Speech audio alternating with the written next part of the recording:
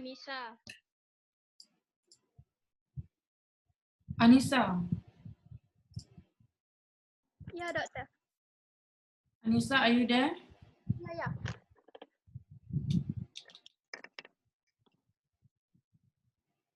Anyone, can you hear me, guys? Anissa? Are you there, Anissa?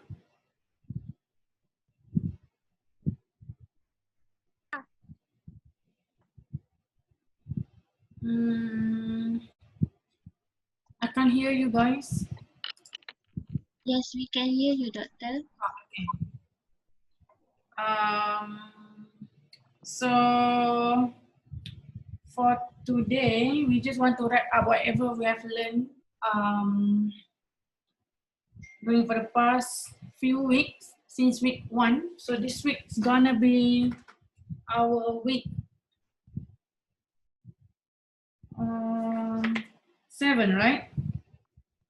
So this is our week 7, and then next week we are going to have semester break, and then by week 4, by week 8 we are going to have our second test on the 14th of December. Okay, so I hope you have seen the YouTube link. You have watched the YouTube link shared by K1, where we have our class last week after the first SEL. And then I do hope that all of you happy with the SEL. Okay, so I'm going to go quite fast today. We just want to wrap up everything that we have learned. Maybe I will just share with you the screen. Where is the...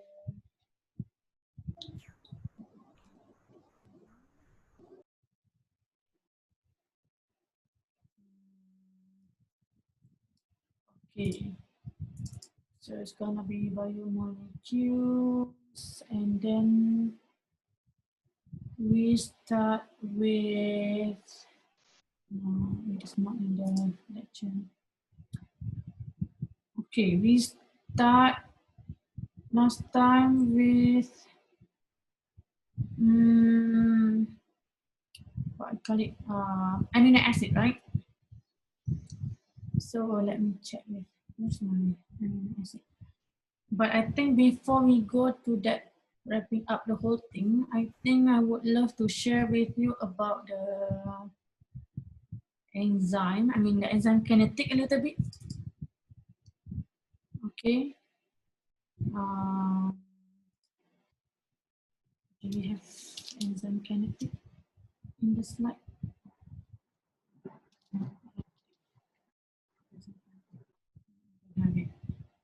Okay. Okay. Wait.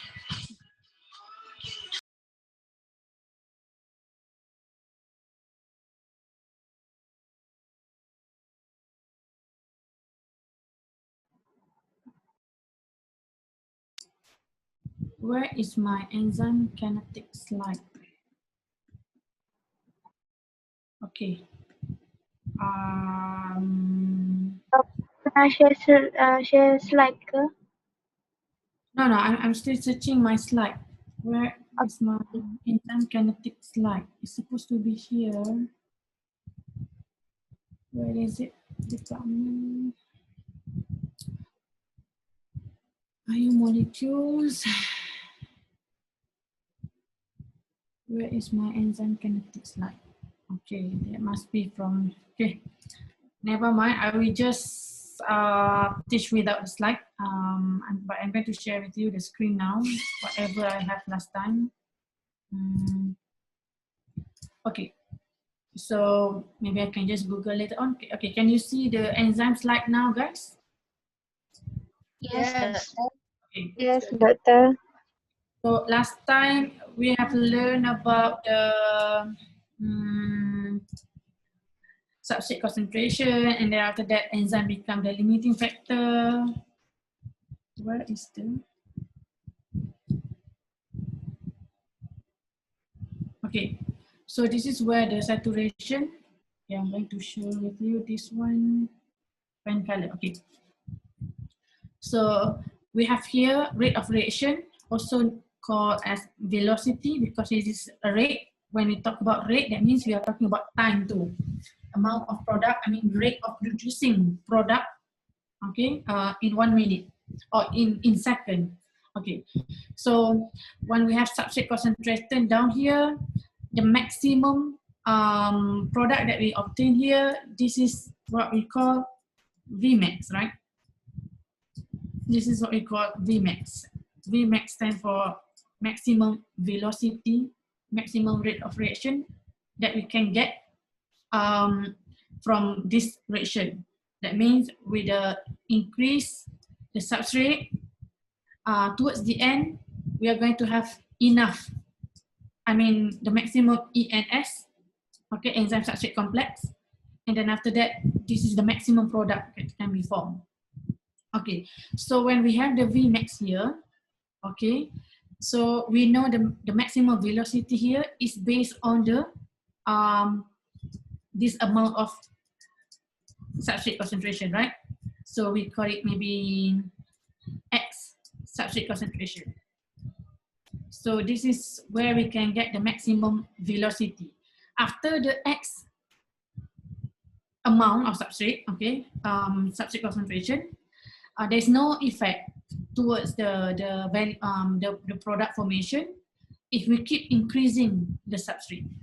So 1x, 2x, 3x, so there will be no effect because the x here will be the maximum product formation at this concentration.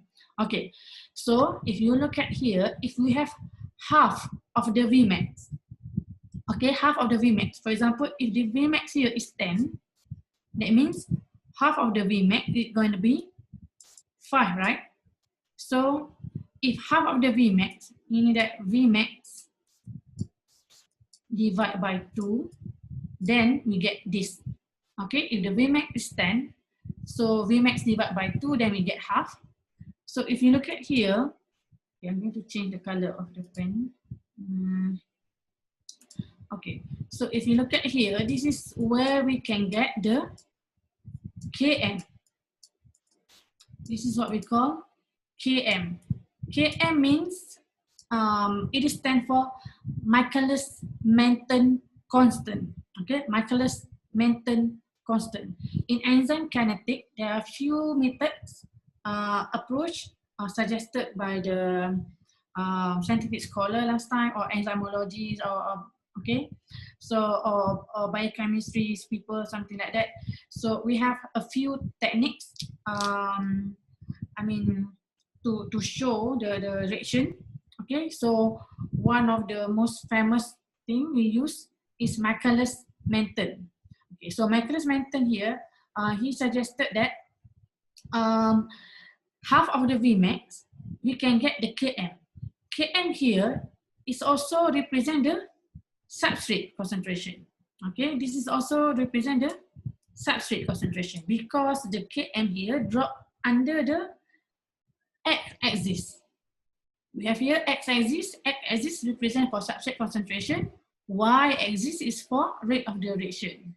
Okay, so now if we have we need to use magenta. Okay, maybe this color. Okay, so half of the Vmax we call it Km. Km means this is where we have we are measuring. Okay, we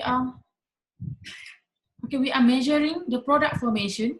Okay, the rate of reaction within the exponential position of the reaction.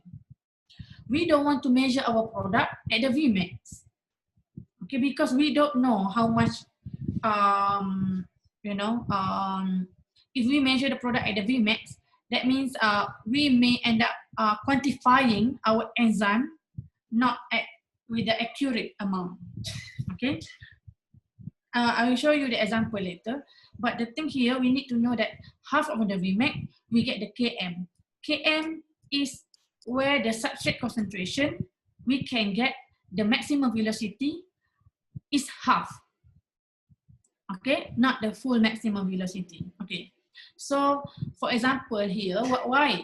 Okay, so you might be wondering, right? Why can't we just use the maximum of substrate? Why should we really bother about the substrate? Why can't we just use you know, you can just use 2x or 3x. We can. Okay, so normally even in x amount we can put the substrate in the reaction. But the thing is, normally when we do assay or some studies that suggested that the best amount to be put, the best amount of substrate to be put in the reaction should be a little bit increased than the Km. So for example, if Km here, the substrate amount should be put in the reaction should be slightly higher than the Km. So that means we are measuring, we are trying to quantify our enzyme within this area. Okay.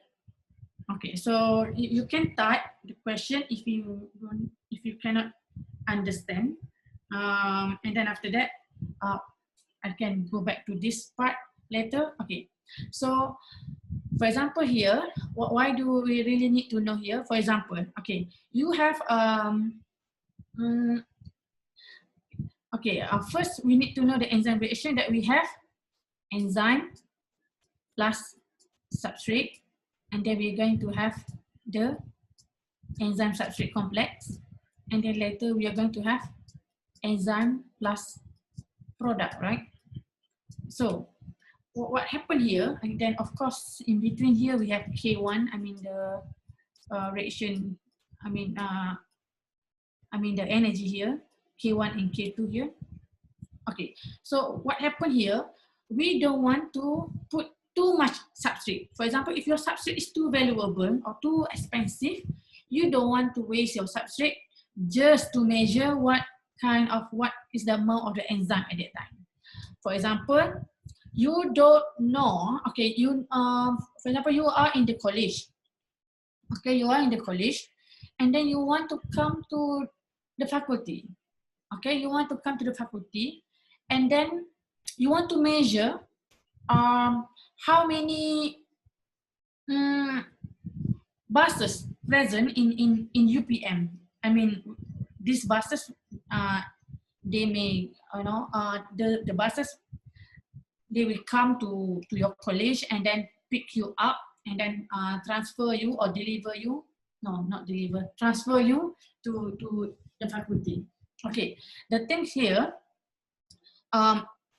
okay, first you don't know what is the, how many buses. The question here is how many buses present in UPM.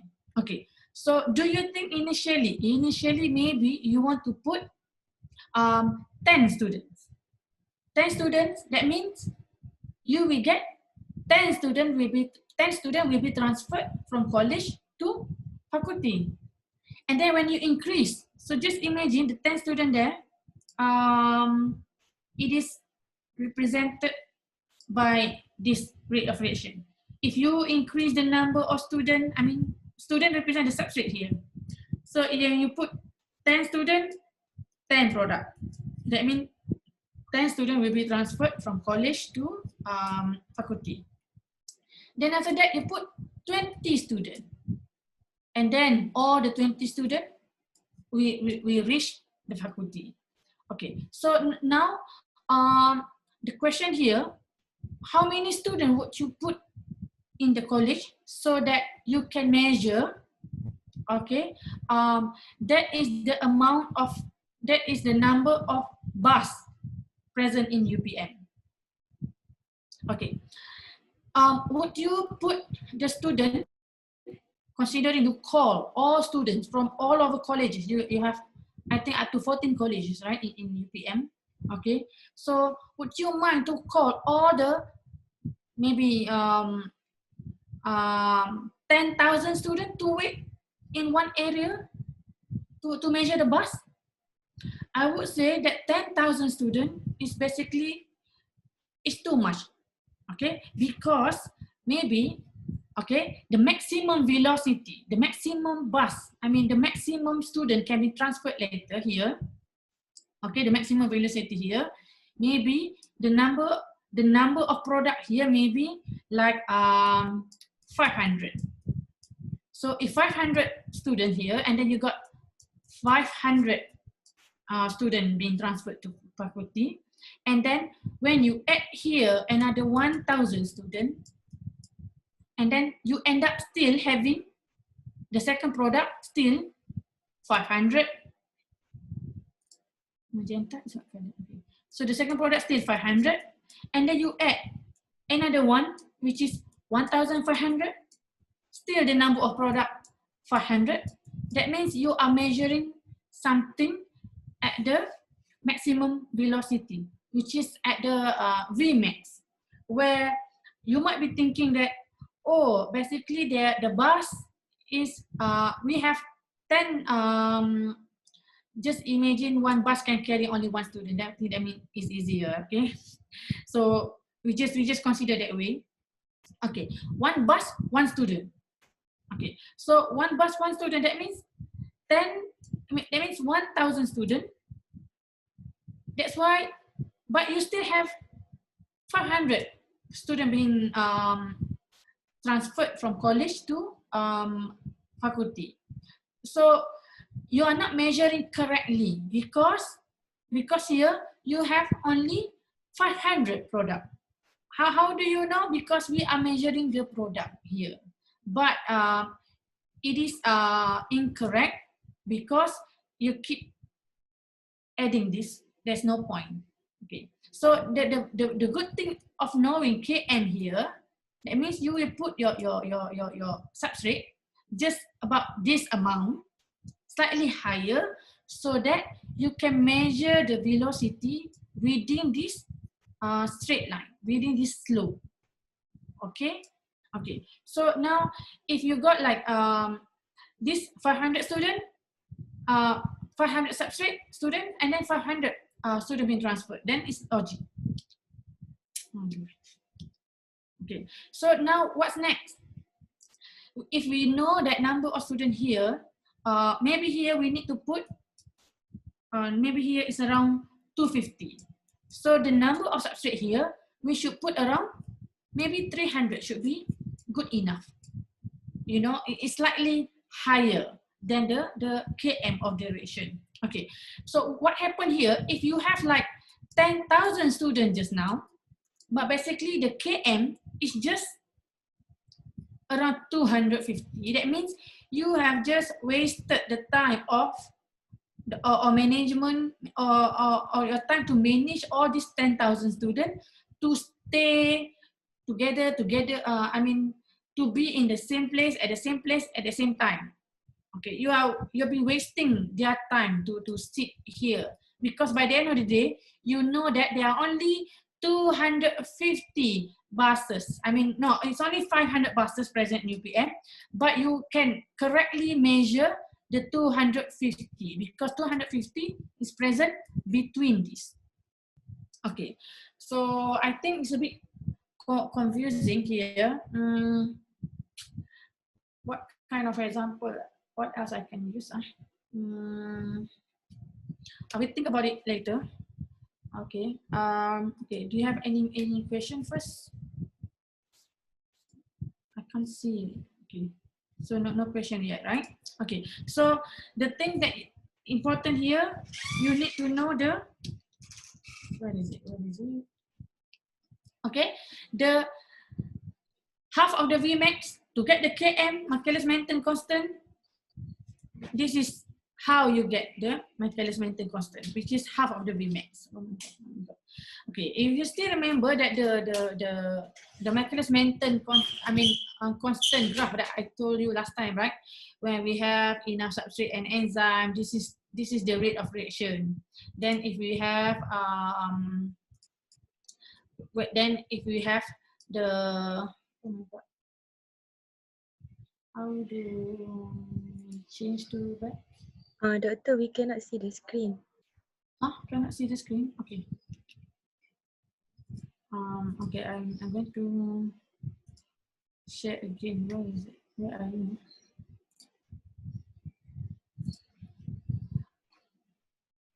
Okay.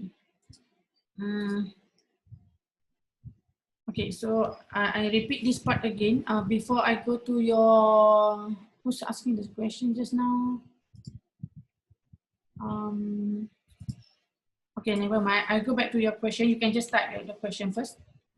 Okay, so here we have discussed about this part, right? Now I lost the pen, the annotation. Okay, so here we have discussed about this. Where can I get the pen? Draw, right? Okay, so we have discussed about this.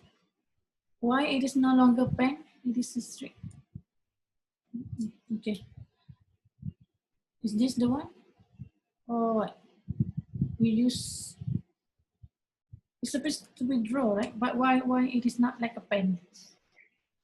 Should I share the screen first? No, I should make it the slideshow. Okay. So example here, we have discussed about the importance of having Michaelis Menten's graph, because you want to see the rate of reaction. It is like this when we do not have any inhibitor. So this one will be the Vmax, and then half of the Vmax here, we can get the Km. Okay, so now we don't want to waste too much. Okay, first we don't want to waste our resources, which is the substrate. Okay, so substrate here, if you are talking about your substrate, okay, if your substrate here is just like a glucose, or not glucose, I mean sucrose or maltose, that one, those two, they won't be too expensive. But if your substrate, like, which is really expensive, okay, for example, if we want to say something from maybe acetylcholine, okay, acetylcholine is an enzyme. Acetylcholinesterase is from brain enzyme. Okay, you want to measure acetyl product from here. So maybe the price, I don't know exactly the price amount for that kind of reaction, okay, for that kind of substrate. For example, the substrate, recommended substrate, if you don't know the Km, okay, the sequences of not knowing the Km of the reaction. So if the substrate is, the cost of substrate 1 gram cost you like 1,000 ringgit, it's possible, okay? So, and then you have only one, you just want to know how much activity do you have? How much unit activity do you have for your enzyme reaction? So if you know the substrate, which is here, the Km here, like here maybe like 20 microgram, okay? You know, to get the 20 microgram, of course you can use 1 gram. 1 gram should be maybe around here, right? What, maybe it is somewhere far from here, which is still in the stationary phase, but it is somewhere around here, which is 1 gram equivalent to 1,000 microgram. But your Km is only 20 milligram. You can put 1 gram, because by the end of the day, it will measure. I mean, the enzyme reaction, we just keep producing the product. Okay, if the enzyme is about 10 unit, you have 10 unit of enzyme, maybe the amount of product released is also 10 here. Okay, but you'll be wasting your reaction, because in one beaker, I mean in one reaction mixture, okay, this is the reaction mixture. This is what happened in the lab. You will learn this during enzymology next semester. Okay, for example here, in this reaction, you are going, there a beaker and then together with the buffer, right? And then this is where you put your substrate. if your substrate here, the cost of substrate here is 1 gram, and then the cost is 1,000, would you put 1 gram in here? You know, just for the sake of knowing. Okay, this is where you extract your sample. I'm going to prepare. Okay, so this is where you extract your sample. So now you have your sample here in this bottle, and then you don't know.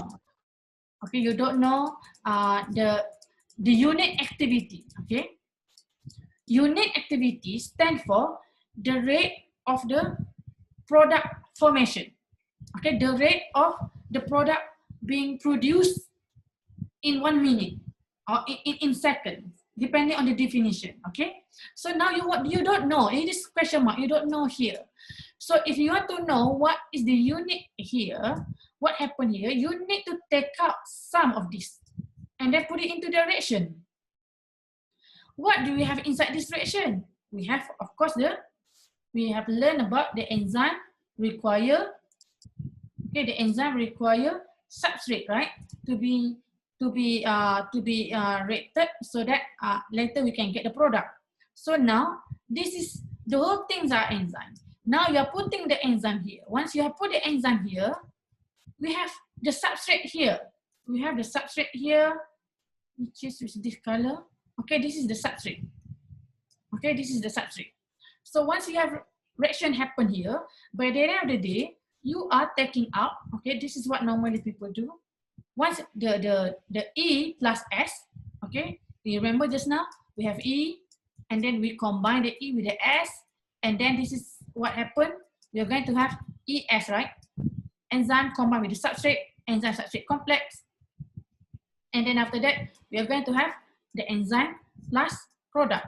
So we are measuring the product. Once this reaction finished, completed, we are going to take out the whole thing, and then we are going to measure the product. Okay, so if the unit definition, okay, we are talking about unit definition here. Unit definition here, maybe we can assume that you can make it, for example, if it is lipase. Unit definition for lipase says that, okay, rate of maybe micromole product, okay, produce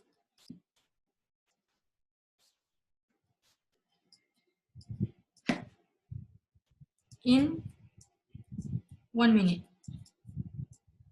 So unit definition for the enzyme, which is lipase just now, is, okay, the rate of this amount in micromole unit.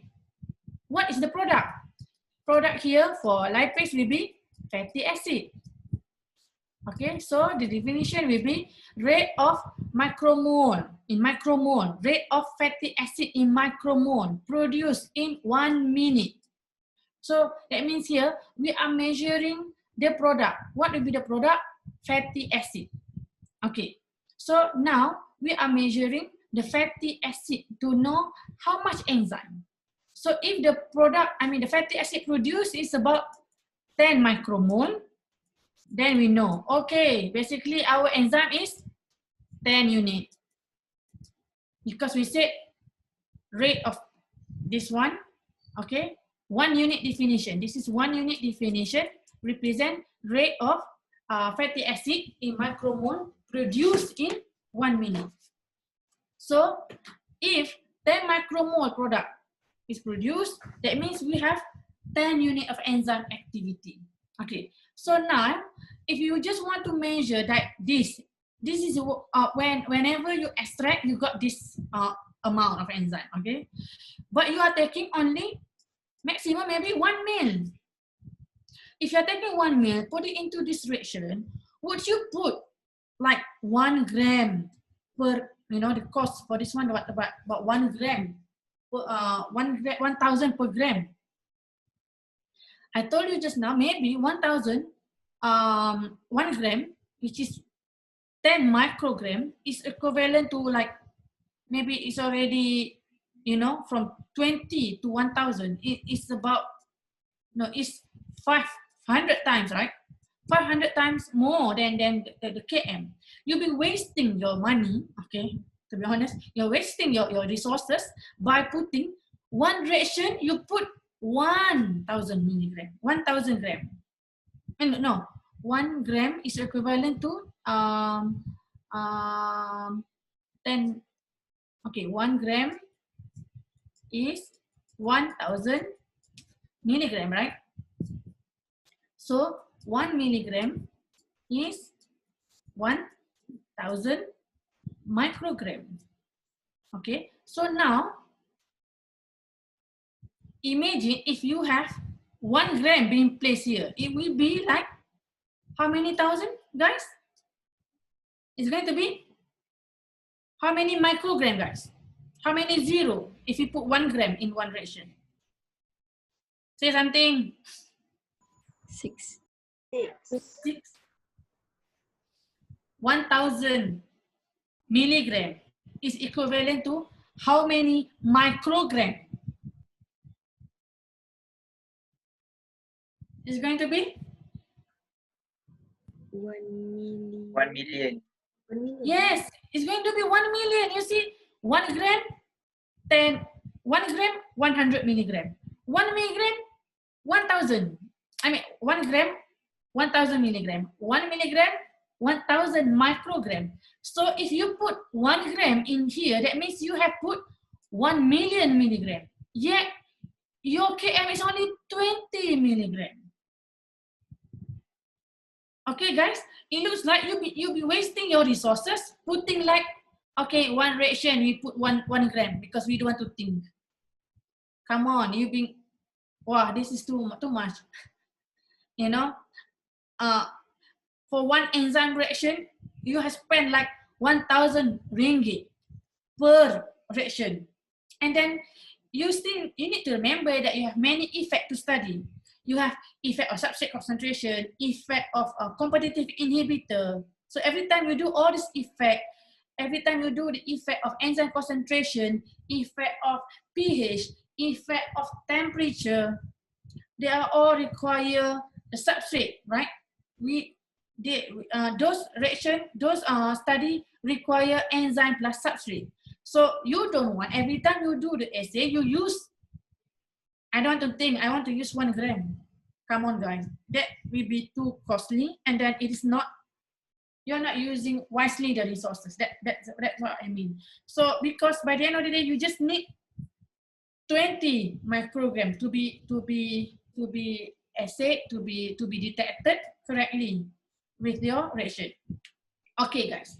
So what happened if you assay? Okay, we have also this one, right? We have enzyme here, and then we have the velocity here. If you still remember, we have this one, right? We have effect of enzyme concentration. When we have more enzyme, but we have very limited substrate. Okay, so same goes here. You don't want to measure your enzyme at this point, because the maximum product will be the same. This is where we you know, the story about the student, I mean the husband and the wife, right? Wife got tired to clean or to do the chores at home. I mean, yeah, chores at home and everything. So this is where the husband try to bring more maid for his wife. And then what happened? You are wasting the enzyme because you have very limited number of substrate. Okay, same goes here. You don't want to measure your enzyme at this position, because when you measure the enzyme at this position, you will be measuring the enzyme amount incorrectly. For example, if you put here like 3E, I mean 3 times of enzyme, but the product here being measured, like maybe you have 20 works, I mean 20 chores at home. You see, if you have 1 full enzyme here, still 20. You have 2 times enzyme concentration here, still the product will be 20. 3 times also 20. You have 4E here, still the product will be 20. So that means here you are not measuring the enzyme correctly. So you have used more enzyme. So what happened? This is where you're going to adjust your enzyme concentration, also enzyme volume, because you just take 1 ml. Why not you just take 0.5 ml? You can, because later you can just multiply by 2, because by the end of the day we want to know the enzyme reaction in unit per ml. We want to know how much rate of reaction present in 1 minute. Okay, remember the first definition. 1 unit is the rate of fatty acid or product formation in 1 minute. So this is because of this one, U here. So maybe this one will be like micromole, okay, per minute. Okay, yeah. So when you have here mil, that means you divide all of this with the per 1 mil of the volume. Oops. When? Okay. So don't worry too much about the calculation, guys, because this will be covered again during your enzymology class next semester. I just want to give you some what happened. Okay, what happened next from here? You'll be measuring the enzyme for the, you'll be given unknown here. You'll be given unknown, then you're going to measure what is the unit activity for this one. Okay, so I think that's it for enzyme. Okay, because later when Dr. Sherry, maybe you will learn about, we have discussed about Bacillus menthen. So later you will learn with Dr. Sherry, we will learn with line vertebrate. I mean, this is different kind of approach, but it's inverse than Bacillus menthen, where you have here 1 over substrate concentration, and then here you're going to have 1 over V concentration. I mean, not concentration, velocity. So this is it will be like inverse than this one. So this is where we got the Vmax.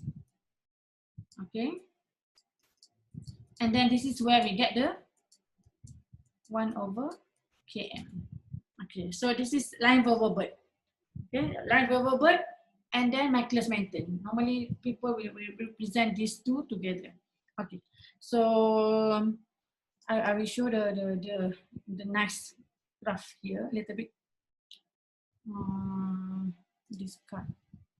I will stop sharing again, or maybe I can search first. Bacillus menthen kinetic.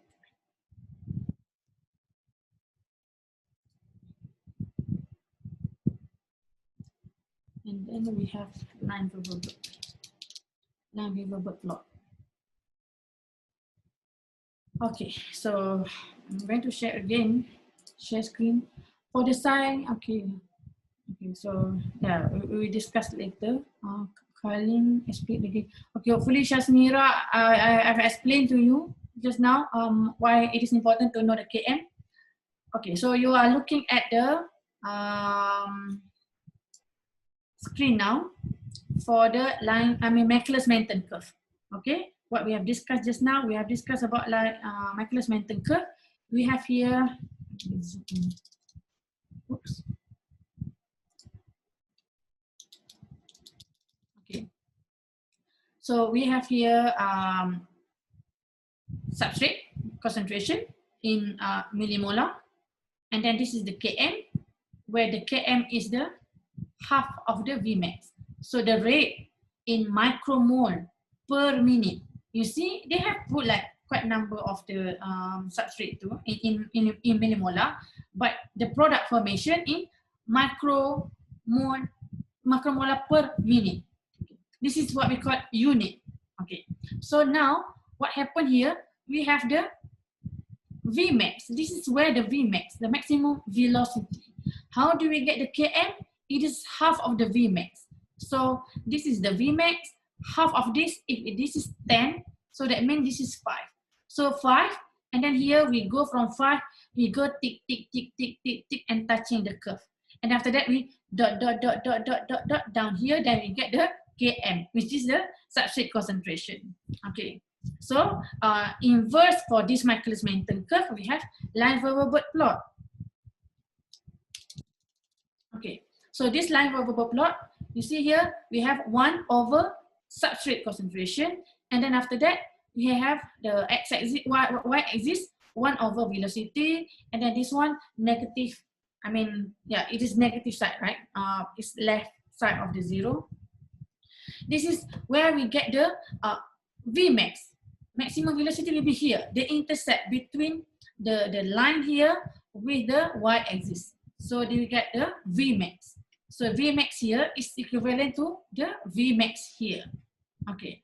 So, and then the intercept between the line, direction line with the x-axis. X-axis here, this is where we get the Km. So the Km here represent the substrate concentration. Okay, when we have half of the Vmax. Okay, so yeah, the Km here is similar to this one. Okay, but from line Verwoerd, it is represented by intercept at this point. Okay, so we have discussed about the inhibitors, right? When we have the inhibitors and everything. So when we have the line Verwoerd, it's easier to be plotted. You see, when we have competitive inhibitor, if you still remember, when we have competitive inhibitor, we need to increase the substrate concentration, right? So that we can compete with the inhibitor. Okay. Am I still sharing? Yeah. So remember the competitive inhibitor, it has similar shape of the active site, similar shape of the substrate to bind to the active site. So we need to have higher concentration of the substrate so that we can compete with the competitive inhibitor. You see, red color here represent no inhibitor. I mean, the blue color represent no inhibitor. With no inhibitor, this is where the Km. But once we have an inhibitor there, the Km has just increased from here. You see, left side will be lesser than the right side, right? Okay, so it just shifted from here to here. So that means here, the competitive inhibitor, what happened? The effect will be Km will be increased because we need to increase the substrate concentration so that we can get, more. We can get similar Vmax, you see, because Vmax will not be changed. Vmax unaffected. Okay, so when we have this side, when we have the uncompetitive inhibitor, so what is the how uncompetitive inhibitor looks like? This is the uncompetitive inhibitor. The substrate will bind to the active site and then will be blocked by the inhibitor. So what happened here? Km is reduced.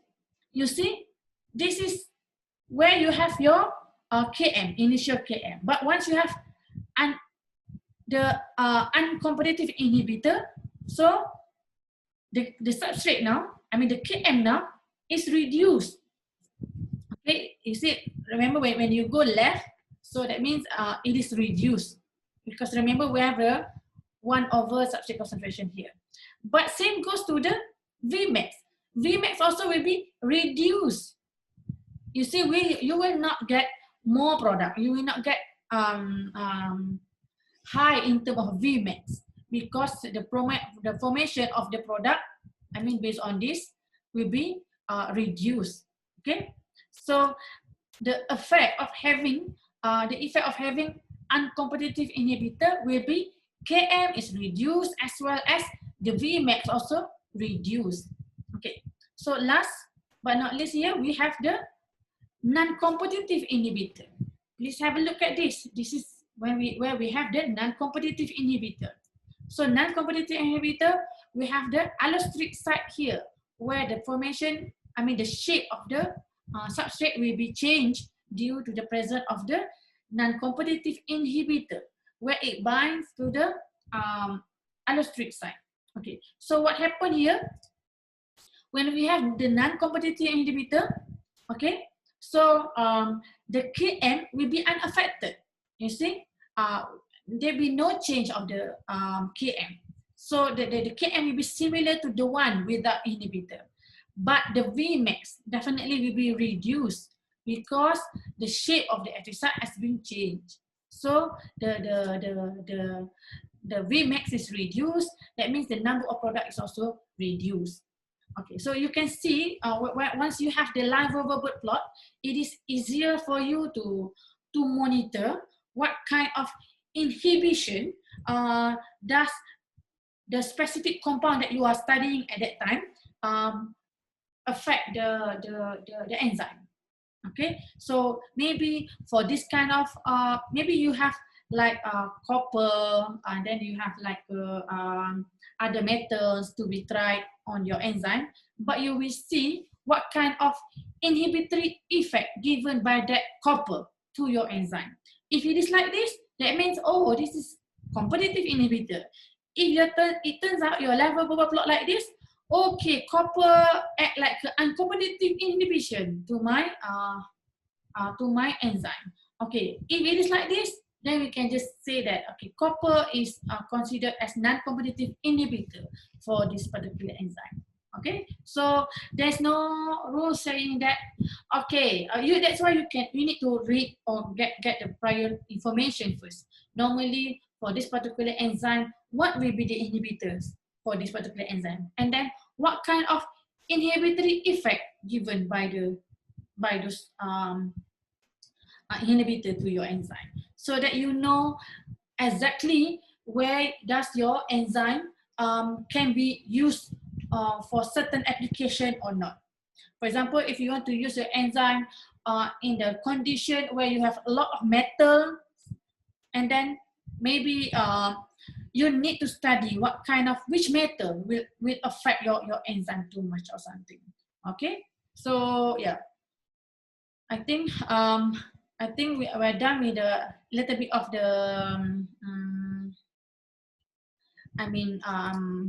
enzyme kinetic little bit, but definitely you will learn more about all of this during your during our enzymology class later, and then during maybe with Dr. Sherry later on a little bit more. Okay, so I'm going to stop sharing first because we need to know. Okay, let me check. Okay, can you explain again? Yeah, it is important. Yeah, we have discussed already. Side and pi angle, we have to see from clockwise or anti-clockwise. Okay, you don't have to see it, but normally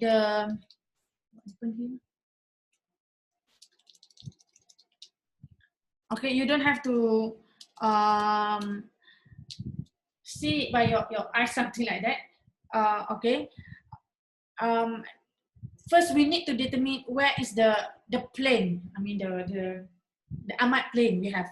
So if it is going that side, represent clockwise, or going this side, represent anti-clockwise. So it depends on the nature of the enzyme and the forces present in the at the enzyme side chain. So that causes the torsion angles and everything. Okay, Kalim. Yeah. So yeah, I've done this hopefully for enzyme. I'm still looking at the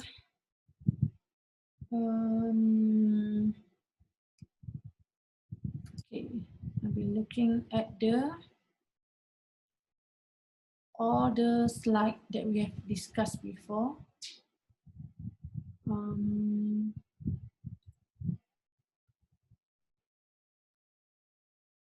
You can grab your drink, guys, if you want to, or you've been drinking or eating actually. Okay, so we go for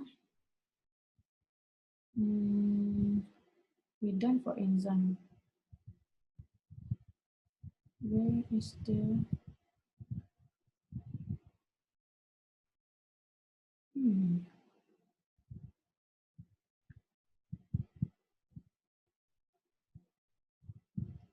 Carbohydrate done. Protein done.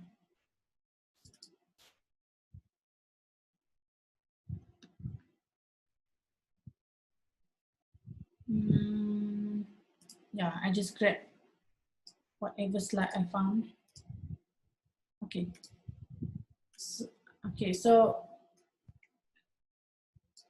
So here, for protein parts, right? Okay. So we know that all of this we have learned. I believe all of this have been covered during your SCR2. Now it's all makes sense why we have the all the information, and then I know it is a lot, but yeah, but it is more. This is biochemistry. Yeah. Okay. So we have all of these. Yeah, we have learned about. You have managed many. All of you basically managed to show us during the assessment. I mean, during the SCR, you have the amino group N here, and then we have the carbon, also the carbon alpha, and then we have a carbon from the carboxy group. That's why our backbone consists of NCCN, CCN. So that's why we have the N terminal toward the C terminal. Okay. And then carbonyl oxygen. Okay, so they are arranged, okay, based on the trans to each other. They are not next to each other. That means one is going upward, another one will be downward, so that we can reduce the steric hindrance or something. Okay. So yeah, peptide bond exhibit partial double bond character. I think we have it here in yeah. This is, I mean, I did the English here. Basically, this is not my slide. Yeah, we inherit the slide from many lecturers before me. Okay, so peptide bond exhibit partial double bond character. That's why I've been asking you what kind of features for peptide bond. Yeah, peptide bond basically it has double bond like structure. So it's partial double bond character. That means it is it cannot rotate based on the position of the peptide bond. So only psi and pi can be rotated. Okay, so this is where we have the pi and psi rotation angle. So I think you have seen all of this when you do your presentation last time. This is the, yeah, when it is written like this, it's easy for you to detect. Oh, this is a peptide bond. Okay, this is N terminal, this is the C terminal. But once it is in the primary structure or even tertiary structure later on, it's hard to be differentiated or spot immediately, right? So you need to understand. So now at least we have learned the rotation or what makes the protein become really flexible. Okay, it is because of the psi, because of the pi and psi torsion angle, the rotation between amino group and carboxy group, and then carbon with the carboxy group here. So I mean carbon and the amino group, this is for phi, and then carbon with the carboxy group, carbon and the carboxy group, this is for psi. Okay, so yeah, that's why we got the psi and pi torsion angle, and then this rotation can be validated using Ramachandran plot, verified 3D, and ARA. Okay.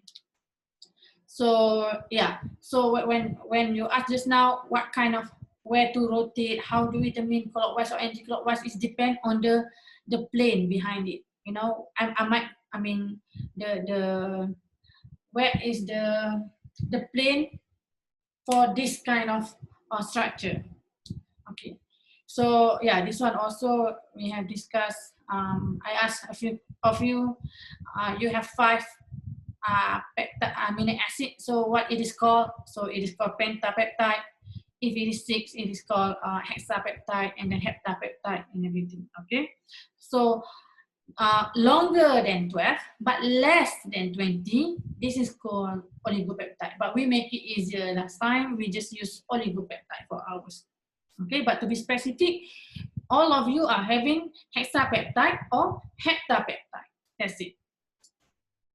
Okay. So yeah, we have discussed about monomeric protein and a multimeric protein. Okay.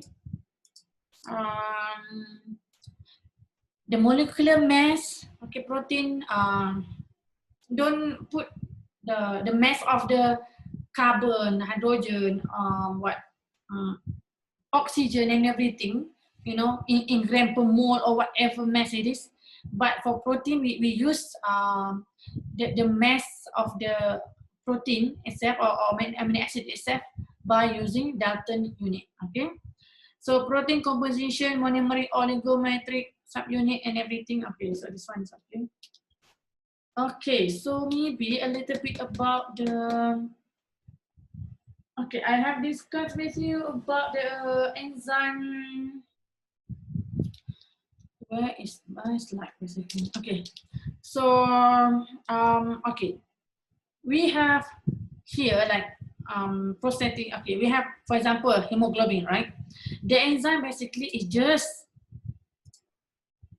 globin, but with the presence of heme group here, okay, it just is globular protein, but when we have heme here, then we call hemoglobin, so that it can hold the oxygen, okay, transport the oxygen. Okay, so for this case, if the, the protein without the heme, it won't function, right? So if we just, so please bear in mind that you will be having like these two, okay, two keywords, like we have here APO enzyme. APO. Okay, so when we have APO enzyme here, that means this enzyme, okay, APO enzyme meaning that it is an enzyme, but it is not active, okay, because it doesn't have the cofactor. For this case, we need the cofactor like the what we call it, the heme group just now, to be placed in here so that the oxygen can bind.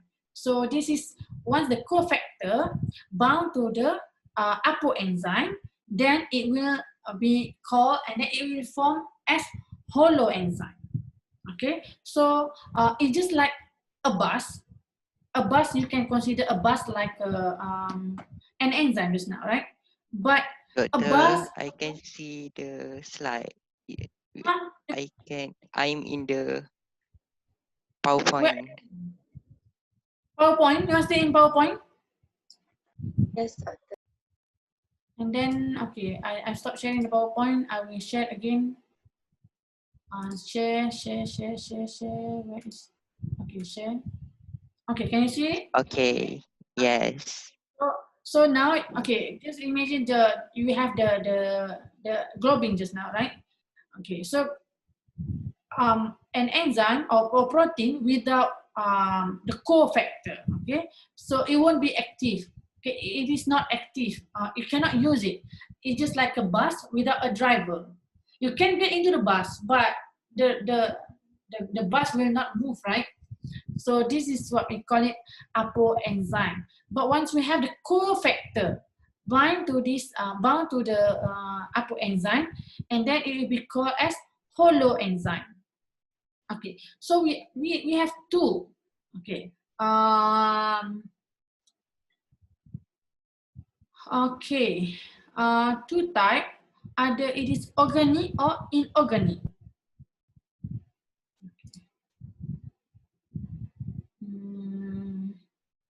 Okay, so can you see this one?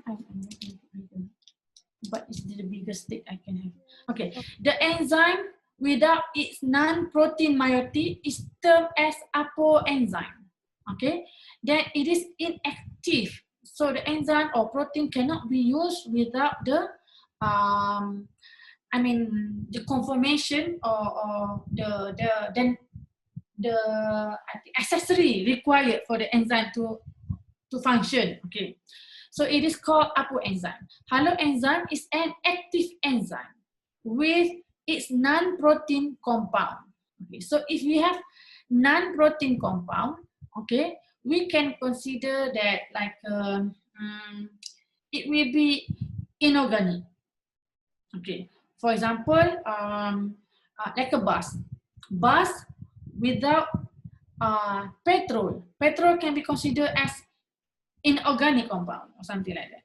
You know, like yeah, it is required without the fuel, without the gas, without the diesel, it won't move.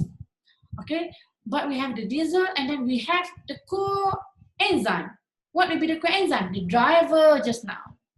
Okay, now once we have the driver, we have the fuel for the gas, for the bus to move, and then it will become haloenzyme. Okay, so yeah, quickly understand what is this YouTube. Apoenzyme, haloenzyme, okay, haloenzyme, and then coenzyme. With coenzyme require the cofactor, then it will be, yeah, this is the first one. We have the coenzyme, we have the cofactor bind the coenzyme or to the apoenzyme, then we have the haloenzyme. The complete shape of the enzyme to work optimally. Okay, same goes to this one. Apoenzyme, protein portion, protein or portion, it is where it is inactive, and then we have the cofactor, non-protein portion, or also known as like an activator for the enzyme to work. And then after that, we have the coenzyme, of course, to which has been facilitated by the cofactor.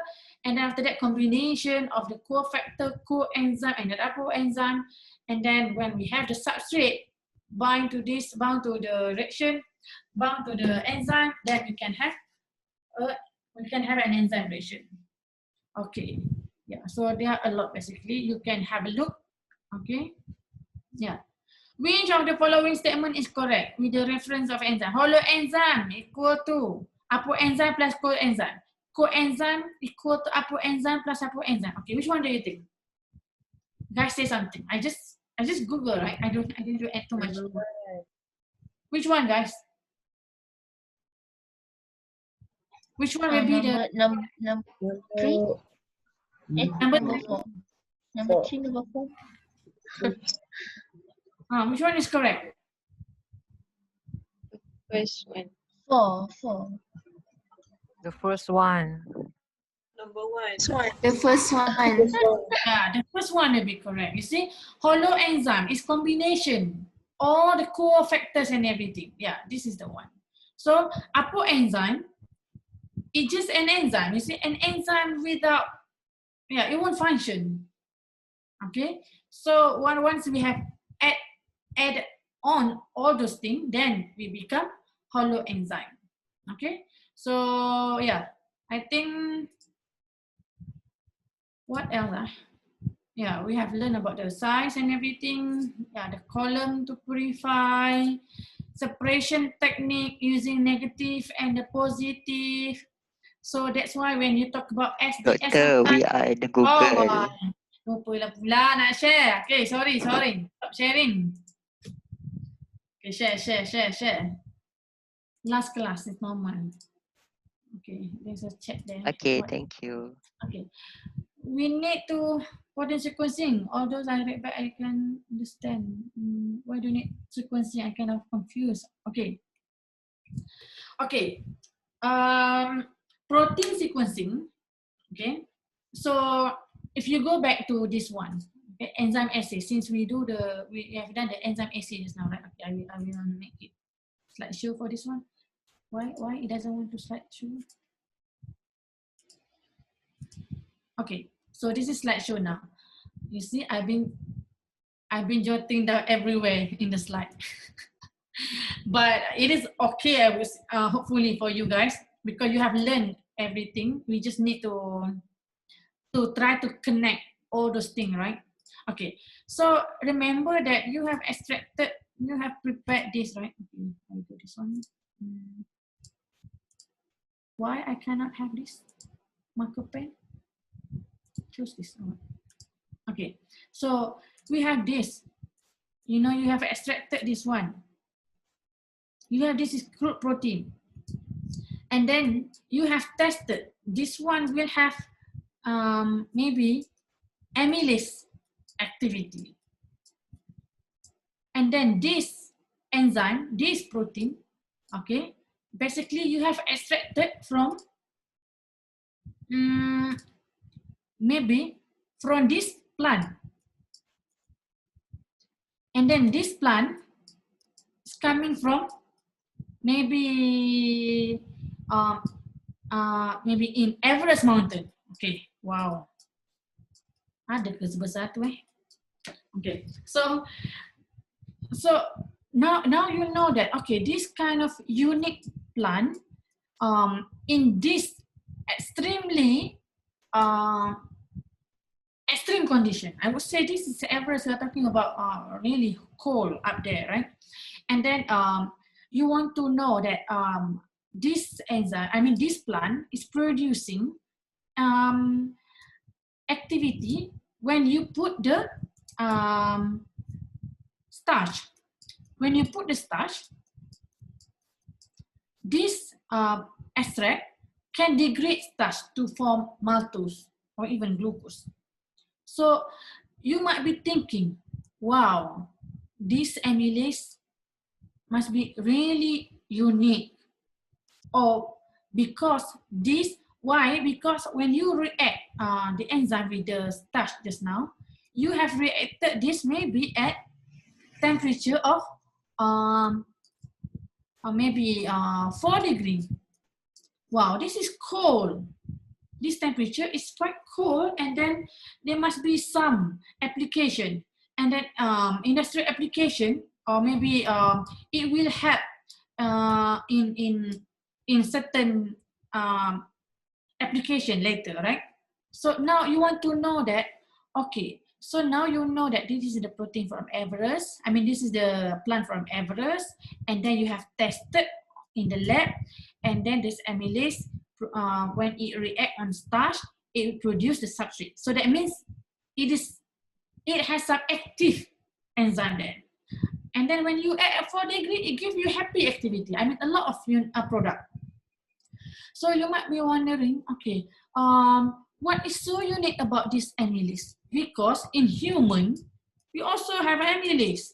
Why bother to go in here and then get it from the top of this, I mean, on this plant?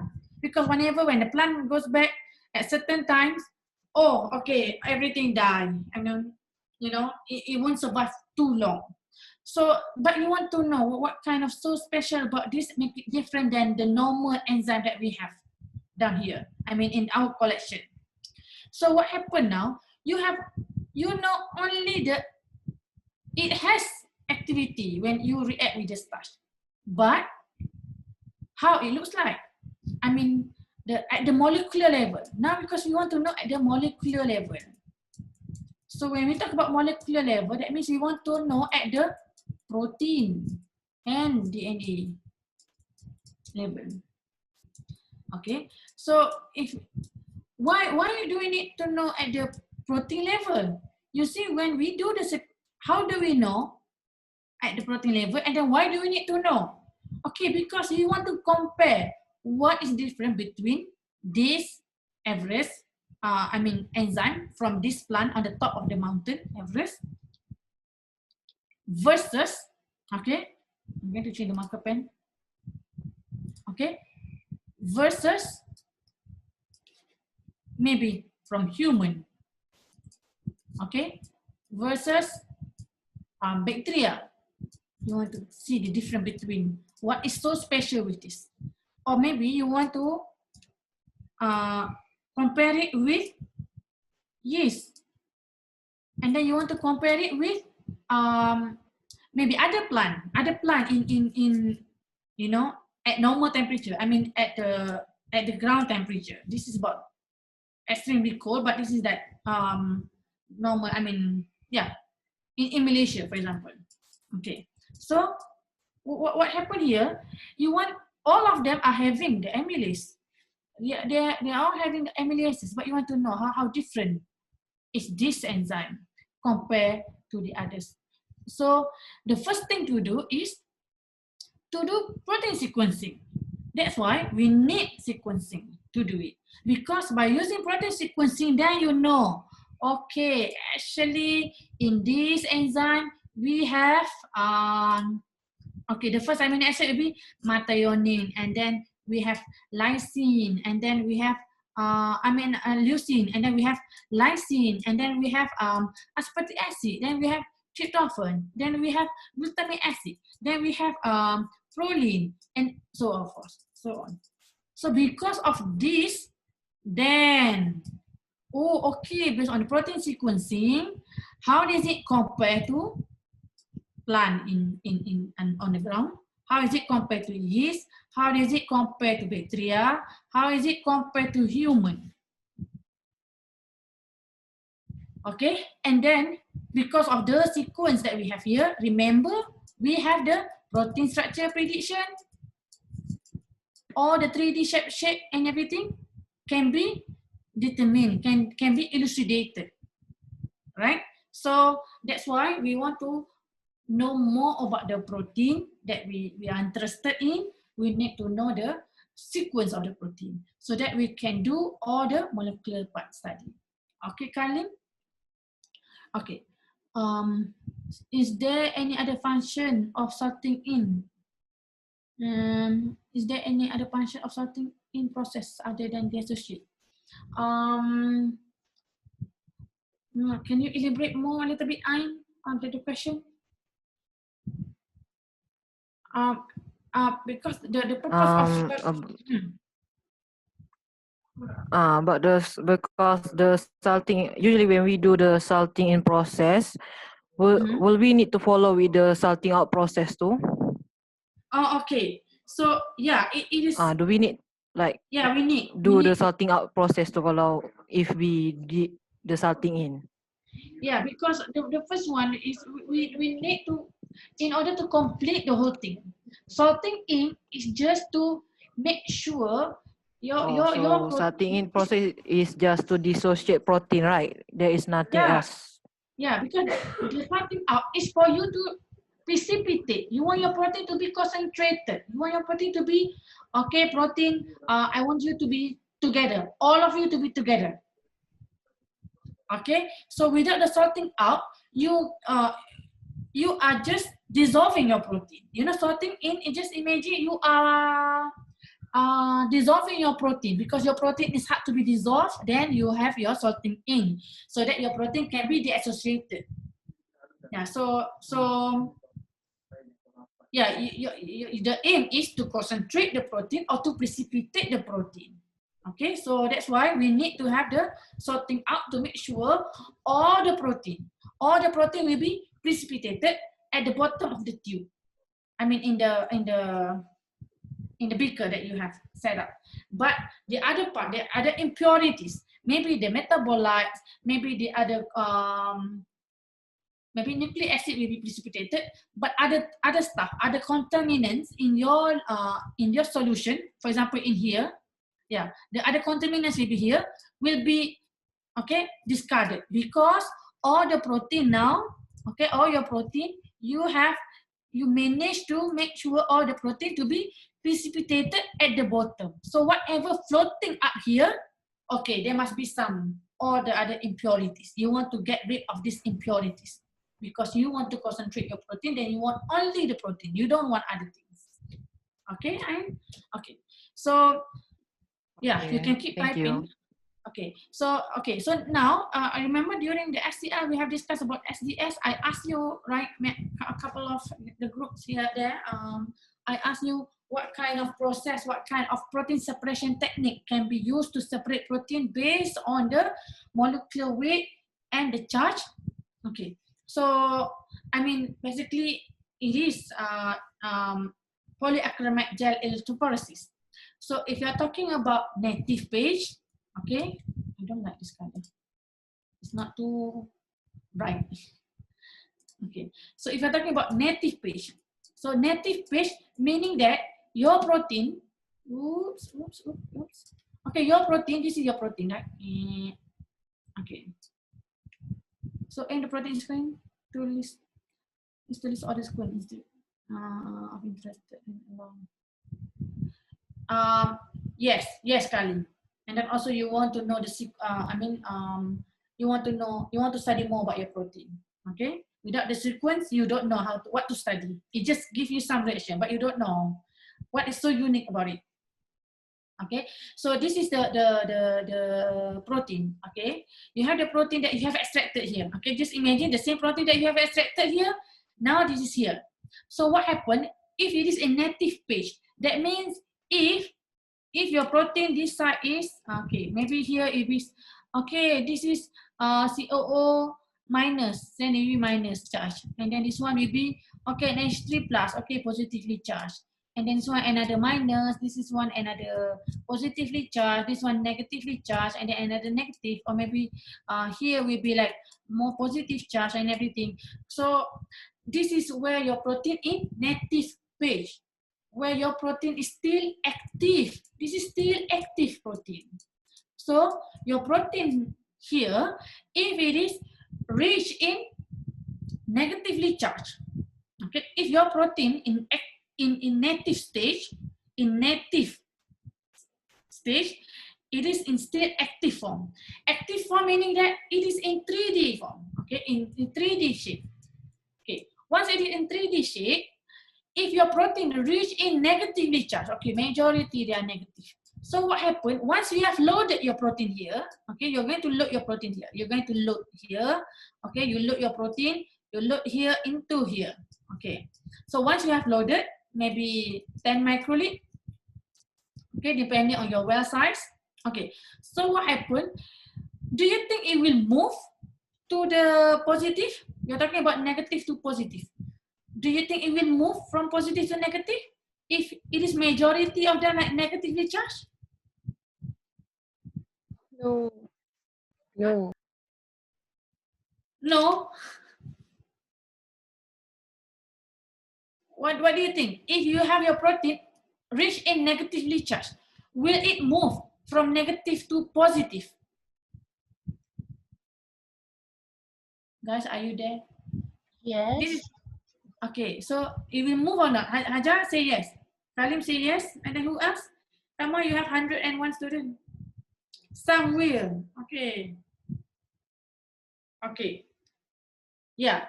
So it will move, guys, because you have negatively charged protein, and then you have the positively charged here. It will move. But what happens when you have majority of your protein active, but majority of them like positive charge, positively charged? Only some will be negatively charged. It will move, but super slow, or then, or maybe it will stop until here or something. Because of the positive will not attract the positive protein. Okay, so that's why for native page, we used to study the real size of the active protein. Okay, we want to study the real size of the active protein. But what if, okay, what if you have another protein here, but you have treated your protein with the SDS, sodium diadoxide sulfate, and then you even heat your protein. You think your protein now is still active, or it just everything they are just denatured? Denatured.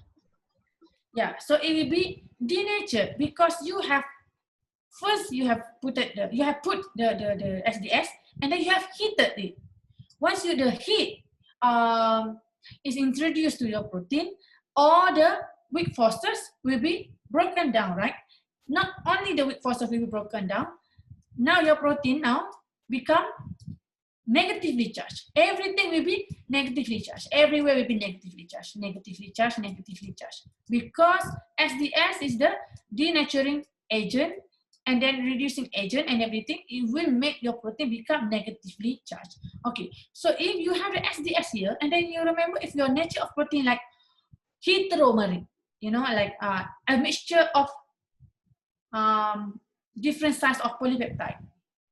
You see heteromeric, you have different size of you have dimeric, that means you have two polypeptide chain, right? And then if you have heteromeric, that means you have maybe 2 or 3, I mean more than 1, but in different size. Okay, maybe chain 1, I mean chain A here 20,000 kilodalton.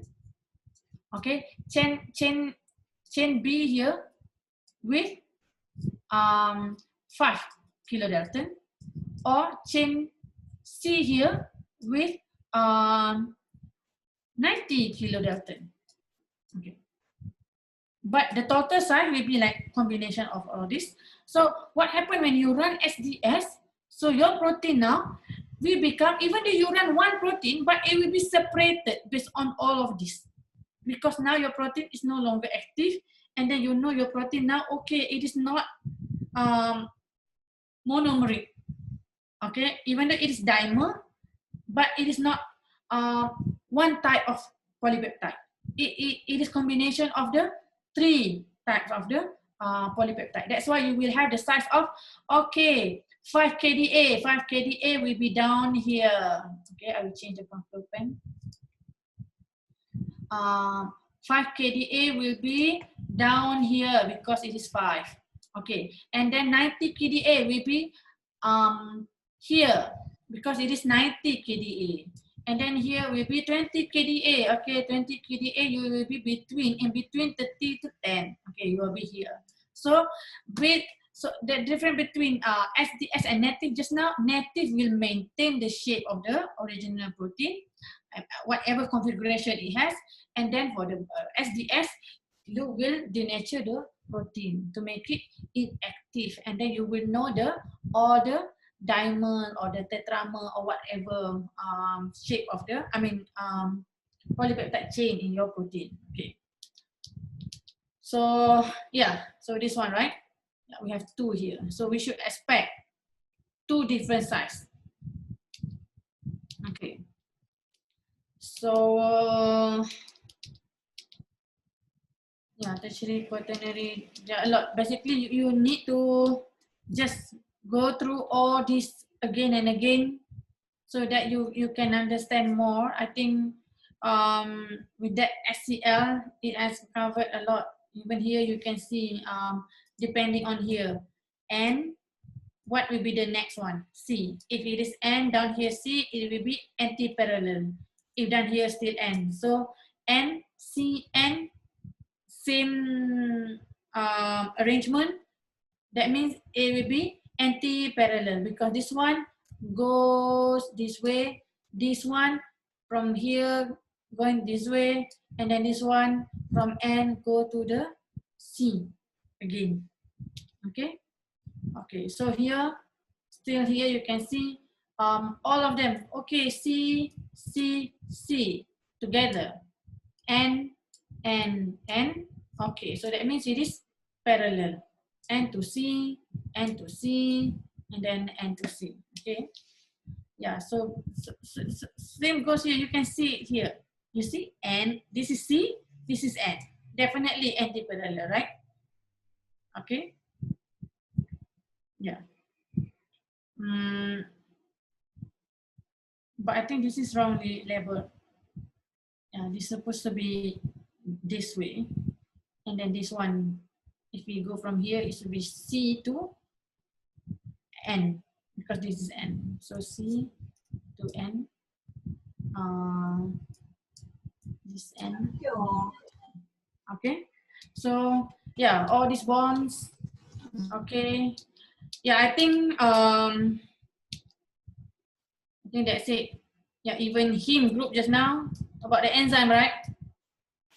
Apa enzyme, halo enzyme. Okay, denature, renature. Yeah, protein separation based on the charge.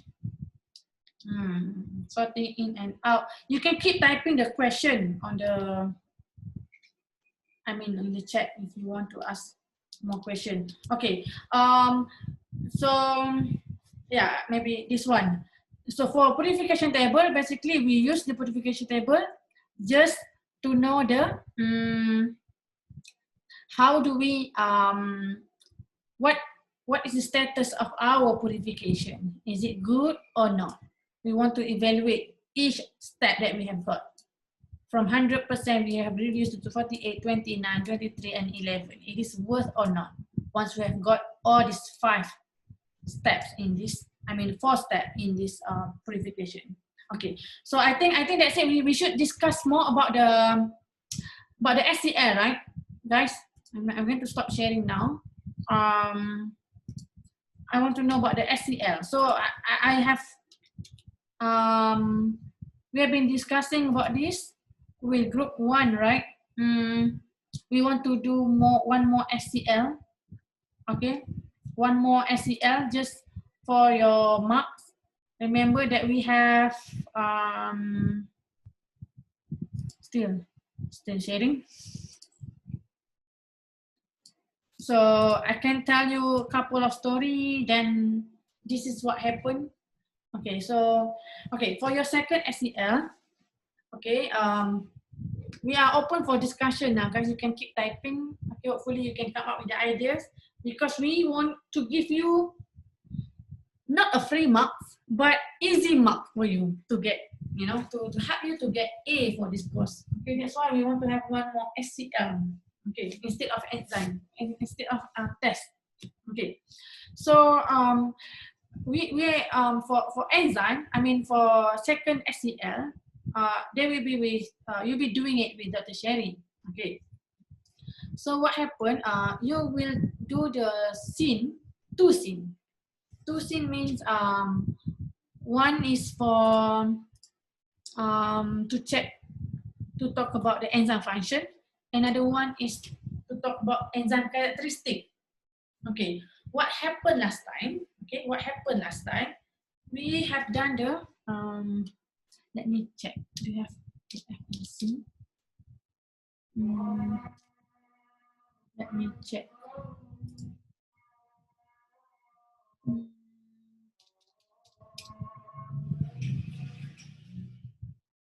Let me check, guys, first.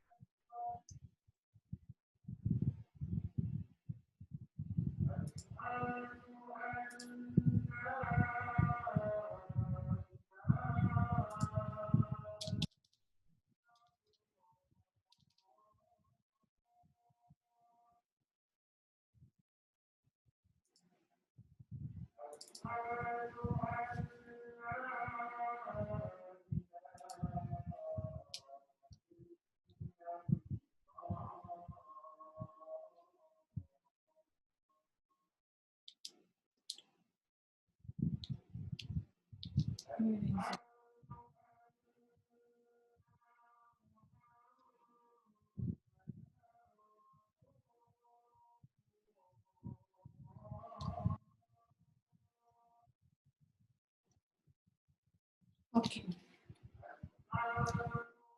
Can you see the screen? Yeah. So this is the instruction last time. The students were required to be the audience of the role play. Okay, so this one is something else. Okay. So what happened here? Yeah. Doctor, we can't see we are still Okay. seeing the PowerPoint. Okay, sorry.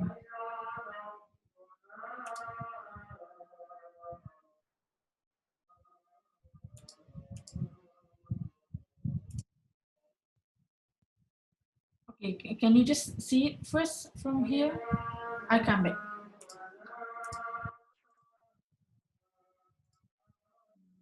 Sorry.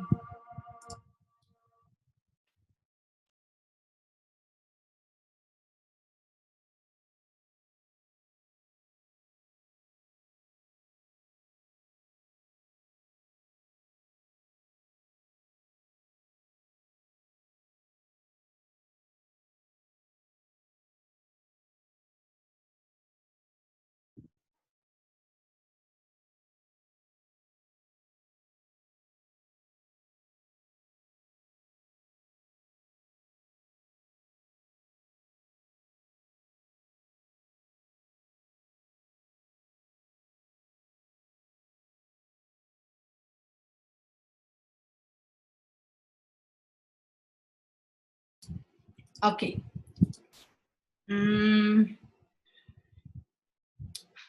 Okay. So for this one, what happened? We are doing the scene. Okay. So the first thing will be about enzyme function. Okay, you can see here all the people. Yeah, this become 3.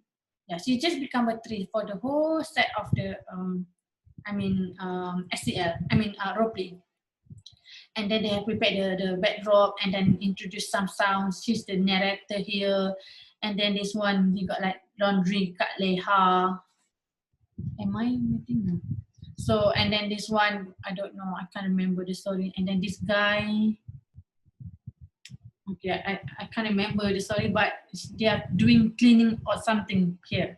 Okay, so what happened here, when we said that we have 2 scenes, that means the first scene, okay, if you look at the kinase, hopefully you can see it. Okay, you see, when we have kinase here, kinase group, group C, group 6. Okay, this group, they put it as kinase. So enzyme here, okay, represented by credit card. Substrate by buyer or cek beda or cek etul. Okay, product, time to pay. So this is how did they show to the audience last time. Okay, so they try to show to the audience like they're not using credit card names enzyme or makcik bedah, cik bedah or cik eton become a substrate. They didn't mean it. They did not name them. Okay, buyers here. And then product, we just observe. Okay, storyline. This is for the enzyme reaction, the first scene. 2 ladies went to a supermarket for shopping. Okay, they bought a lot of stuff and put into the bags. After getting all the things, they brought them to the cashier. A lady named Cik Etun paid by using credit card. Why? Cik Beda used cash to purchase the stuff. So that means here, they have got the explanation that by using credit card which acts as enzyme, the reaction becomes faster and easier because it took shorter time. But paying stuff by cash showed the normal reaction without enzyme because it took longer time. Besides, the method is also complicated and gives trouble because they make some scene there by showing that, okay, the other customer behind Cik Beda, okay, keep pushing her. Hey, come on, be quick. But she's still searching for change. She's looking for the small money. For example, like if the cost of the stuff is 51 ringgit and 20 cents. So that means she's looking for the 1 ringgit and 20 cents in her bag. So what happened? It been delayed, and then of course the next customer we got angry, and then little bit drama that they introduced that way.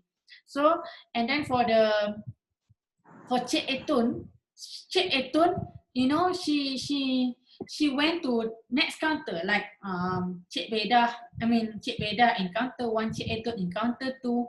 The audience can see, the audience and them students at that time, they can see the difference between how fast Cik Etun compared to Cik Beda in making the purchase. To pay the whole time, the groceries they pay. They bought. Okay, so what happened there, without telling the audience what represent the enzyme, what represent the substrate, what represent the product, the audience can immediately spot on, like, okay, that means buyers, Cik Beda and Cik Etun, they must be the substrate because they need to pass the enzyme reaction. What will be the enzyme reaction? Paying or meeting the cashier to make the payment, to pay for the stuff. Okay, so what helped Cik Beda and Cik Etun to make the reaction faster? Credit card. So she paid by using card or credit card, so that she doesn't have to take much time to stay at the counter. And then product will be what? Time to pay. Of course, Cik Bedah, Cik Eton will be faster, Cik Bedah will be longer time taken. Okay. So this is the first scene where we have Cik Bedah versus Cik Eton with enzyme or without enzyme reaction. Okay. So the second part, this group, group kinase, they got competitive inhibitor. So what happened to competitive inhibitor? They have got like this kind of candidates or characters in their, they have enzyme, which is represented by taxi, substrate, without substrate, passenger 1, product, got into a taxi, where the taxi or maybe the Uber, last time we don't have Uber during their time, so that one Uber, one taxi for one passenger. So to represent the inhibitor, they have got another one passenger. So that means for a taxi, so do you think a taxi require a specific requirement for a people to get in? As long as the people is a people, is a person, okay, the people who want to get into the taxi is a person, and then you know, they can afford to, the people can afford to pay for the taxi, and then whoever can pay, or yeah, everything, because the seat in the taxi, it will just accept everybody, right? It will not like, okay, my car seat is only for example, for Subishan. It's not fit for Kalim, for example. Of course, Subishan or Kalim or Nabila, they can fit into the car, right, in the taxi. So that's the way they want to show that the active site, okay, the active site of the enzyme is available for the inhibitor to sit in. Okay, so that's why they try to make this, but at the same time they try to prove that, you see, remember that we have the enzyme kinetic just now. If we have the competitive inhibitor, we need more substrate, right, to be present, so that we can have similar Vmax. Okay, but the Km will be increased. So that's why they made up this way. Okay, first, when the taxi is there, first passenger want to get in, but being blocked by the second passenger. In order for him to get in, in order for the first passenger to get in, she or he need to call her friends, to try to exclude the passenger too. Okay, for example, here maybe Sri and Alia and Kalim, all three of you are friends, and then you need to come to see me in the office. So one of you need to come and see me. So what happened when you have Shubishan? Maybe Shubishan is the inhibitor at that time. So if only Kalim try to compete with Shubishan, it will be 50-50, right?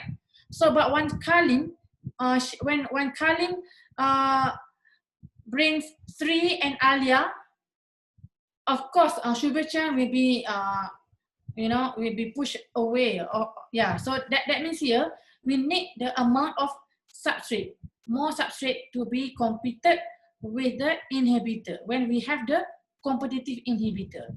So that's why they have this kind of scene to prove that, okay, we have more competitive if we have competitive inhibitor, that means we need to have more Km, which is more substrate, so that the Vmax won't be changed. Okay, so now give me idea, guys. How are we going to do this without having physical meeting?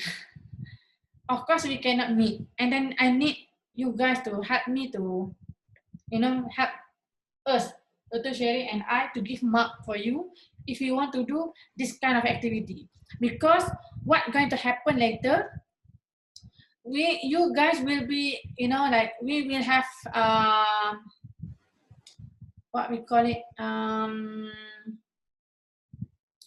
we will vote which group will get the competitive inhibitor, which group will get the non-competitive, which group will have the uncompetitive. So that's it. That's why when I say we have this, so we have 8 groups right now, 8 groups for K1 and K2. So the topics will be effect of temperature. Okay, one topic. Effect of pH. And then we are going to have effect of substrate concentration. Or maybe we will have, instead of substrate concentration, we will have enzyme concentration. And then for inhibitors, we have 1, 2, 3 inhibitors. Am I sharing my slide now? Yes, right? Yes, Right? Am I? doctor. Yeah. So now we have 1, 2, 3, and then 4, and then 5, 6, and then we will have the effect of substrate specificity, 7, right? And then we will have one more.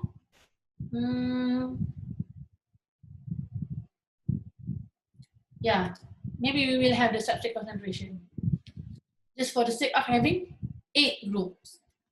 Okay, so 1, 2, 3, 4, 5, and then 6, 7, and then one more will be substrate specificity. So that means one enzyme specific for one substrate. Yeah. So when you have maltose, we need to have maltase so that we can have glucose. If we have starch, we need amylase so that we can get maltose. So that means we're going to have 8. So the first scene, as usual, you need to have the scene where you can show the enzyme reaction without enzyme and with enzyme. If you can see by having the enzyme, it will lower down the activation and energy and everything, then it will be good. So you have, think about it. What do you think now, guys? This will be the assignment, but I don't know how I'm going to run this, since you are everywhere in the world. So yeah. Guys, I need some opinion from you. What do you think? Okay, Kalim, you're asking about the mock test. Mock test is just a mock. Mock means you don't have to prepare. You just need to attend the test. Meaning that I'll be asking you, for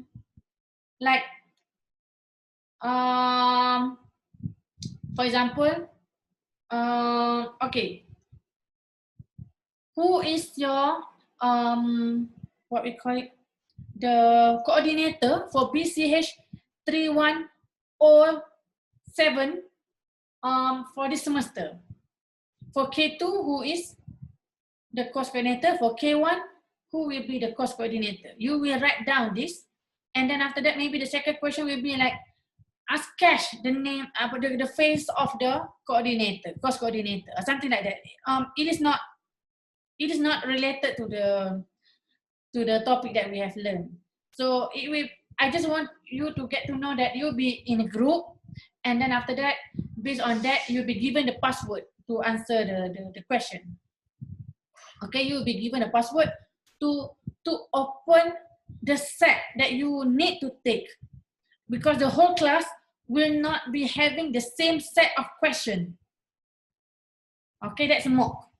So in order for you to open that particular set, you will be given a password to open that set. Okay, so that means you don't have to prepare too much. You just need to be there so that you know how to upload, how to make sure to use the password, what happened. Because on the day of the test later, we want to have a smooth one so that you know what question to ask in case you cannot answer the question. For example, Doctor, I'm Kalim. Yeah, I know you Kalim. So what? So Kalim need to give me a proper information. For example, I'm Kalim from K2 and then group A. Now, enzyme group will be different than your SCL group. Okay, I'm Kalim from from K2 enzyme group A. Cannot open enzyme set question number 4. Then I know how to hack Kalim so that I can give her password. Something like that. Okay, so let's just discuss about the SCL. Can we Iza suggest e-flip book of an animation storyline, compact but informative. Make animation video. Okay. Do meet and play with the filter. When filter enzyme run out, Nadia cuteness substrate limited to 5555. Okay, try not to have animation video, please, because not all my group members have good internet connection. Okay. It is quite hard for us to upload video or what? E-flip book is an animation video, okay. Using color paper to represent the enzyme product and a dye as a video. Stop motion. Edit, okay, sorry, okay, and edit it as video. So, yeah, can you give me, because it doesn't have to be synchronous, right? It can be asynchronous, where you can submit your assignment, you know, like maybe, okay guys, by week 14, for example, by week 14, you should submit all your SCL2. And then after that, all of you need to submit to Dr. Sherry. And then Dr. Sherry will mark that as that your assignment, that kind of activities which worth 17.5. So that means today is 30th, right? Yeah, 30th of November. So and then today is a first day of week 7. So you have week 14. It's almost, you know, over a month, almost 2 months. It is similar to SCL1, right? SCL1 I gave you during our first week, right? So same goes to SCL2. You have over a month to discuss, to come out with a good thing to share, so that it will be worth 17.5. PowerPoint with simple animation and add the narration by bubble chat. Ting. Okay. Interesting. Okay, guys, if you don't mind, I believe you've been talking to your group too, right? Can you just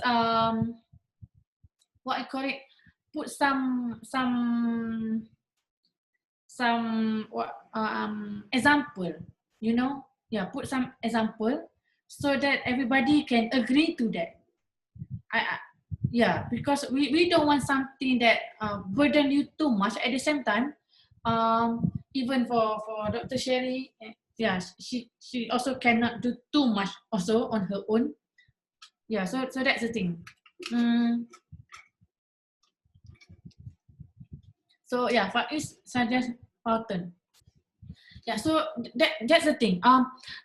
So you cannot make it like the one that carbohydrate we have done, right? Carbohydrate is too simple. You know, even I didn't comment too much on the content, like yeah, boleh lah. Okay, so but this one, what make it worth 17.5? Remember, each of the group, okay, starting from K1G1 until K1G8, and then K2G1 until K2G8. So I have given you like 8 topics just now, but all of you need to have the first thing, right? Like enzyme function just now. Okay, so make sure the presentation later. The presentation later, whatever format that we are going to finalize later, make sure that kind of thing help your friend. Help people in your group. Other than your group. For example, K1, G1, you got the topic with the enzyme function and effect of the enzyme concentration. So make sure when you have got this kind of activity or the assignment, and then the same, even though your group is going to prepare this, I'm going to take all the material from K1G1, and then maybe I will ask K1G8, K1G8, please have a look at this. Do you understand what they are trying to say? What are they trying to prove here? Can you see clearly which one represent the enzyme, which one represent the substrate, which one represent the, you know, the product?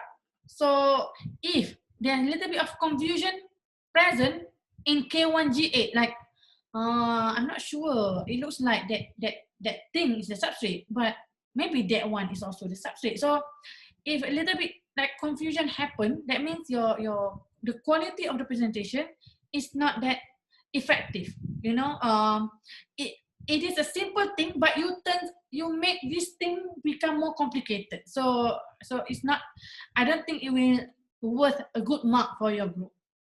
So that's the idea. You don't want to make a story like really short sendiri, things you have got the really best or the best story, but by the end of the day nobody can understand that, then it will be worse. You definitely will not get the 17.5 score. Okay, so now if you think you don't want to talk, I mean, yeah, think about a program. I mean, the thing that you don't have to talk or you don't have to act, but we want to have some activity so that later we can record. You know, we can record it in the system, saying that you have sit, okay, you have you have done that kind of activity to which is worth 17.5 marks, which is similar to SCL1. Okay, so like Faiz, can you make some example Python how to use it, and then what do you think? What is the strength? Can we use this platform to help others? Carlin, you suggest PowerPoint, simple animation, narration, like a bubble thing. Yeah, you can, but you can just prepare one slide with PowerPoint with that kind of animation, Carlin, so that, yeah, others can try it. Can do storytelling, Nadira Hosna said. Okay, make separate video and combine. You can just try within your group first, Nadira, and then try to propose in the what we call it, in our general channel, so that both K1 and K2 and K2 will have the same thing. We don't want to give you freely, you know, freestyle of presentation, because it will end up the most creative, the most modern, I mean, effective presentation. We get more marks, right? So let's just make it fair for everyone. Okay, so make it like make sure the software like a free software. We don't have to pay, because otherwise it's unfair. Or maybe the people who are using Apple product, Apple software, oh, it looks nice on their presentation, but it looks bad, or even the window people cannot even use it, you know. So it'll be unfair a little bit. So we try to minimize the limitation because of the platform that we have. Okay, even Fatia suggests stop motion. Color paper. So Vita said, okay, color paper to present enzyme and product. Yeah, so all of this, yeah, I do hope you guys can just post in general group, make it, if possible, by the end of the week, so that we can finalize, and then we can what we call it, vote which group will get effect of temperature, which group will get the effect of pH and everything. Okay, yeah, I mean the story should be different. I mean, if you still want to make it as a role play, yeah, but the way of presentation should be the same. Okay, so can we sort this by the end of this week, like by Friday or Sunday, latest by Sunday, so that by Sunday everybody can see, you know, everybody can see on the general, in the general channel. So at least we can have like 16 options. It doesn't matter if out of 16 basically, okay, you are suggesting the same thing and everything, that's okay. But we can see 16 example, okay? So that everybody can just, okay, we agree with the suggestion proposed by, for example, Faiz, then we go for Faiz. The whole class will go for Faiz. I mean, K1 and K2 will go for Faiz suggestion. Let's see. So you just need to, because once we can finalize on Sunday, which is on 6th of December, then I can talk to Dr. Sherry, and then after that, yeah, you can continue doing it, so that by week 14 or whatever week later, we decide with Dr. Sherry later, you can present it, and then we're done. Okay, so because you will no longer have any test after that. You need to wait only final. Because we'll be having our second test on week 8, right, on the 14th, and then after that you have nothing. You just need to be in the class, sit in the class, boring, and then okay, something like that, and then sit for your final, which is next year. Oh, macam jauh pula next year. Okay, so yeah, I think that's it. We reached 2 hours basically, guys. Because if you didn't finalize by this Sunday, then I will discuss with Dr. Sherry, and then we end up maybe not so creative like what you think, and then maybe, yeah, it may, I mean, ourselves, I mean, the lecturers easy to access, but too hard for you guys. I mean, too difficult for you to organize because you are staying everywhere, right? Okay, guys, if there's no more, okay, just we can continue discuss in Discord. Okay, we are almost by the end of the semester. See you on Wednesday for our mock. I think we will just take like half an hour, that's it. Or maybe half an hour briefing and then half an hour to do the test, and then after that, that's it. We're done. Okay, guys. See you. Bye. Assalamualaikum. Thank you, Thank you, doctor. Yeah. Baru berbunyi. Okay, bye. Thank you, doctor.